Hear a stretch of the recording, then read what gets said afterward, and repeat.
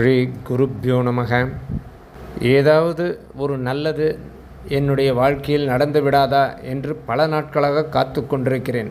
பல நாட்களாக இறைவனிடம் வேண்டிக் கொண்டும் இருக்கிறேன்.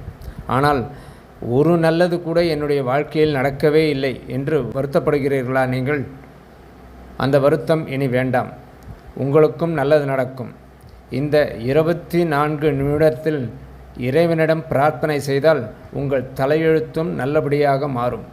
உங்களுடைய மனதில் நீண்ட நாட்களாக இருக்கும் அந்த ஒரு வேண்டுதலை இறைவனிடம் இந்த 24 நிமிடத்தில் சொல்லி பாருங்கள்.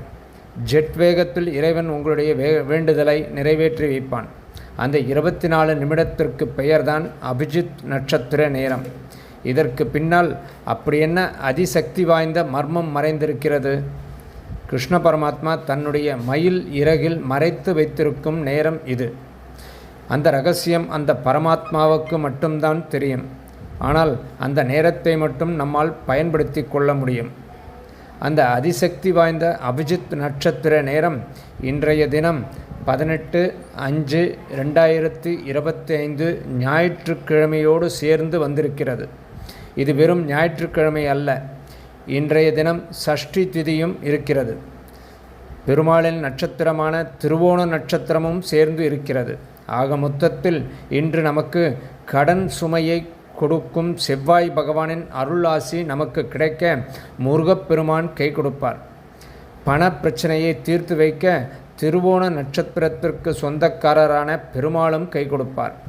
இதையெல்லாம் தாண்டி இந்த நட்சத்திரத்திற்கு சொந்தமான கிருஷ்ண பரமாத்மாவையும் நாம் வழிபாடு செய்ய மறக்கக்கூடாது. சரி, இன்று அந்த அபிஜித் நட்சத்திர நேரம் எப்போது வருகிறது? இன்று மாலை 6:40 முதல் 7:04 வரை இந்த நேரத்திற்கு இடைப்பட்ட 24 நிமிடங்கள் தான் அதிசக்தி வாய்ந்த அந்த அபிஜித் நட்சத்திர நேரம். இந்த நேரத்தில் பூஜை அறையில் 2 நெய் தீபங்கள் ஏற்றி வைத்துவிட்டு குடும்பத்தோடு அமர்ந்து கிருஷ்ண பரமாத்மாவை, குலதெய்வத்தை, முருகப்பெருமானை, பெருமாளை மனதார நினைத்து வணங்கி உங்களுடைய பிரார்த்தனையை இந்த பிரபஞ்சத்திடம் சொன்னால் போதும். உங்களுடைய கஷ்டங்கள் அதிவிரைவாக தீரும். நீங்கள் இறைவனிடம் வைத்த கோரிக்கை சீக்கிரத்தில் நிறைவேறும். எல்லா பிரார்த்தனையும் சொல்லி குழப்ப வேண்டாம். ஏதாவது ஒரே ஒரு கோரிக்கையை மட்டும் இந்த நிமிடத்தில் இறைவனிடம் வையுங்கள்.